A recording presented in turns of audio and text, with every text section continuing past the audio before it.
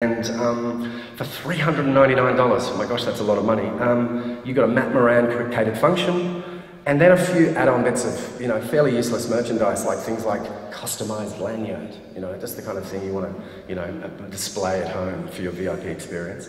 The point I want to make here is be careful what benefits you are actually offering as a VIP experience, because, that's obviously not.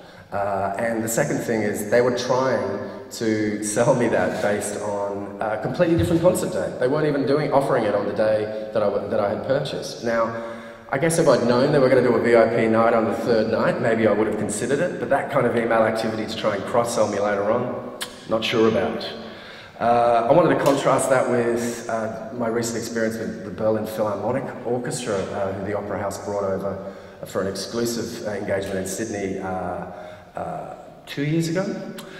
Now, we just did a little bit of silly buggers with our reserve labelling. We invented a new platinum ticket reserve, and we did it very carefully. We literally sat down with seating maps and worked out where the best experiences were going to be. We were a little worried that we were going to get a massive pushback from people because the tickets were expensive. But we positioned it differently in marketing and made sure that we targeted customers who had exhibited behaviour where that seemed to show that money was not an issue, constantly buying the best tickets, regularly coming for elite experiences. Produced a piece of direct marketing that was in line with that. It was not your simple letter into an envelope. It was a pretty deluxe brochure, and frankly was designed to make them feel that they were getting at the front of the queue ahead of others like them. Massive result, sold really well. My understanding is ticketing only got a few complaints from regular classical music attendees who were used to getting seats at a much less price. Immensely successful, was able to fund other educational activities, like we were able to send members of the Berlin Phil up to Gosford to do masterclasses with students. Lastly, my own experience with the Blues and Roots Festival last year. I happened to be in Perth and I went along to that.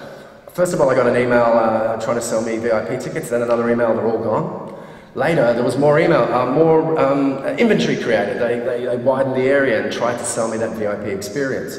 But actually, when I didn't do it, I just went along as a standard punter and was absolutely amazed on the day to see that they'd actually set up the VIP area way back, way behind where all of the standard punters were going to see.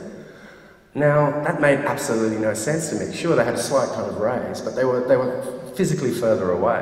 And again, I'm just emphasising that doing something just because it makes sense for your organisation, or that's the lay of the land, that's what you have to work with, isn't necessarily an experience that a customer is going to value.